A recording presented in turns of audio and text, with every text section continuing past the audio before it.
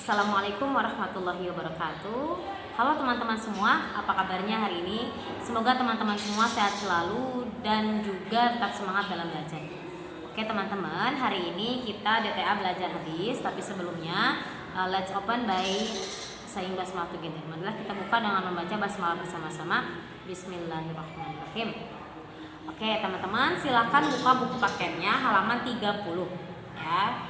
Oke, di sana kita akan membahas tentang hadis tentang pentingnya wudhu.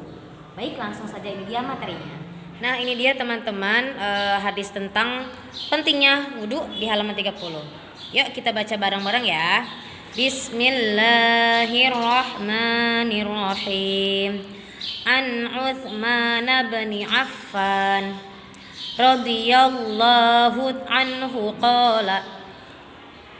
Qala Rasulullah sallallahu alaihi wasallam man tawadda'a fa ahsanal wudu'a kharajat khatayahu min jasadih hatta takhruja min tahti azfarih. Rawahu Muslim. Nah, sekarang kita baca per katanya ya, terjemahkan per kata. Yuk. An dari, bareng-bareng ya diikutin. An dari Utsman bin Affan, Utsman bin Affan. Radhiya, semoga ridho, Allah anhu, kepadanya. Qala, ia telah berkata, qala, telah bersabda, Rasulullah, utusan Allah, shalla, semoga memberi manfaat, Allah alaihi, kepadanya, wasallama, dan keselamatan. Man, barang siapa, tawaddoa, berwudu, fa ahsana, kemudian ia membaguskan atau menyempurnakan, al wudu'a, wudu, kharajat, maka keluarlah, khotoyahu, semua dosanya, min, dari, jasadihi, jasad atau tubuhnya, hatta, hingga, takhruja, keluar, min, dari, tahti, bawah, alfarihi, kuku-kukunya. Rawahu, hadis riwayat Muslim. Yuk kita baca artiannya ya. Dari Utsman bin Affan radhiyallahu an, ia berkata, Rasulullah sallallahu alaihi wasallam bersabda, barang siapa berwudu lalu ia menyempurnakan wudunya, maka semua dosanya keluar dari jasadnya hingga dari ujung kuku-kukunya. Hadis ini diriwayatkan oleh Muslim. Oke, baik teman-teman, tadi kita sudah membaca bersama-sama ya hadis tentang pentingnya berwudu. Sekarang teman-teman mari kita baca juga bersama-sama ya yang halaman 33. Menampilkan perilaku gemar berwudu dengan baik. Hadis di atas menganjurkan kepada kita agar memperhatikan adab dan syarat-syarat atau rukun wudu. Wudu yang sempurna menjadikan dosa-dosa kecil kita diampuni oleh Allah Subhanahu wa taala. Nah, gitu. Jadi teman-teman, wudu itu adalah salah satu hukum awalnya ya, hukum asalnya adalah sunnah. Kemarin sudah kita bahas bahwasanya hukum wudu itu asalnya sunnah, ketika kita hendak melaksanakan sholat menjadi wajib, gitu kan. Nah, apa sih rukun-rukun wudu ini, gitu kan? Wudu akan menjadi sah jika semua rukunnya sudah terpenuhi. Nah, diantaranya ada yang pertama nih, ada 6 kan? Ada niat, ya. Kita harus berniat dalam mana? Dalam hati, gitu. Nah, kita harus berniat bahwa kita akan melaksanakan wudu.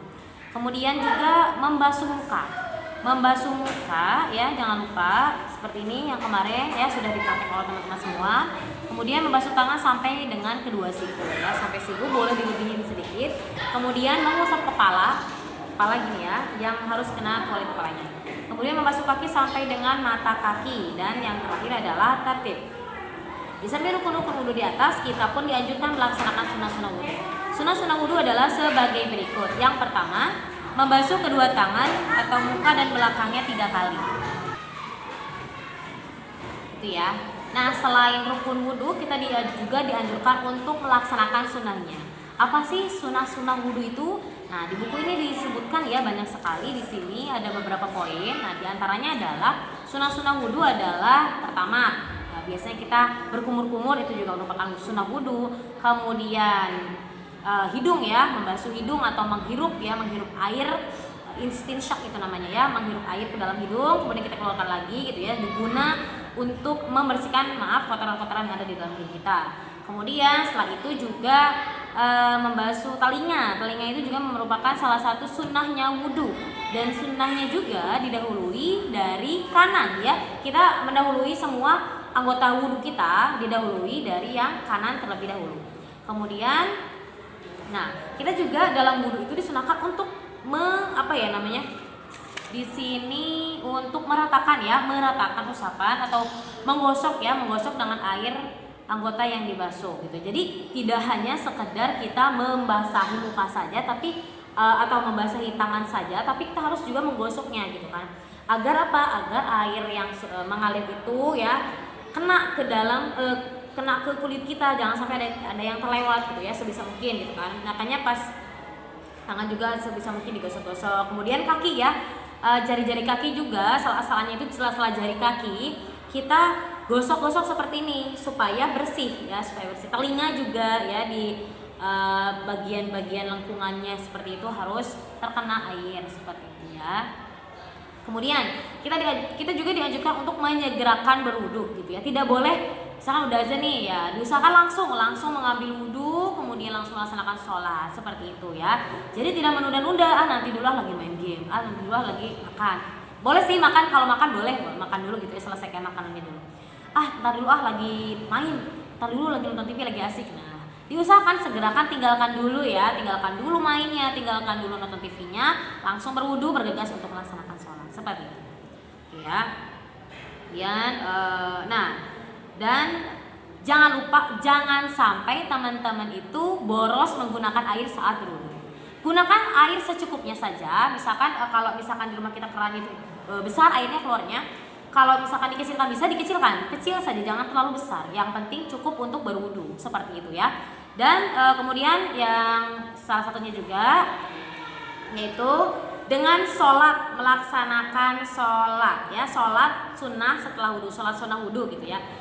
Ya tadi harus melaksanakan, kalau bisa gitu ya, disunahkan juga untuk setelah berwudu langsung melaksanakan sholat sunnah wudu. Seperti apa sih niatnya? Niatnya seperti kita melaksanakan sholat sunnah lainnya gitu ya. Kalau misalkan duha kan sholli sunatan duha. Kalau yang sholat sunnah wudu, sholli sunatan wudu'i rakaataini lillahi ta'ala gitu kan. Takbirnya biasa, rakaatnya 2 rakaat, kemudian bacaannya kalau bisa setelah Al-Fatihah pertama, kemudian kita membaca surat Al-Kafirun. Setelah itu di rakaat kedua setelah Al-Fatihah kita dianjurkan membaca Al-Ikhlas. Apabila tidak gitu ya, tidak membaca Al-Kafirun, Al-Ikhlas, boleh surat apa aja, yang penting surat pendek seperti itu gitu ya, disunahkan gitu kan. Dan disunahkan juga untuk selalu menjaga wudu dalam setiap aktivitas kita. Misalkan kita mau sekolah nih, sekalian sholat duha nanti, ambil wudu, batal wudu lagi, itu adalah salah satu menjaga wudu. Tadi kan disebutkan kalau berwudu gitu ya, wudu yang sempurna menjadikan dosa-dosa kecil kita diampuni oleh Allah Subhanahu Wa Taala. Seperti itu ya teman-teman, tidak ada salahnya kan ya menjaga wudu ya. Kemudian sekarang kalian sudah tahu keutamaan wudu yang sempurna. Oleh karena itu mulai sekarang kamu harus membiasakan wudu dengan baik. Lakukanlah hal-hal berikut ini. Yang pertama, hendaklah kamu berwudu secara tertib dan jangan meninggalkan rukun-rukunnya. Yang kedua, biasakan berwudu dengan melaksanakan sunnah-sunnahnya. Yang ketiga, bergegaslah berwudu ketika telah mendengar azan. Yang keempat, jangan lupa berdoa setelah melakukan wudu. Yang kelima, jika sempat, lakukan sholat sunnah wudu setelah kamu melakukan wudu. Dan terakhir adalah usahakan kamu selalu dalam keadaan wudu.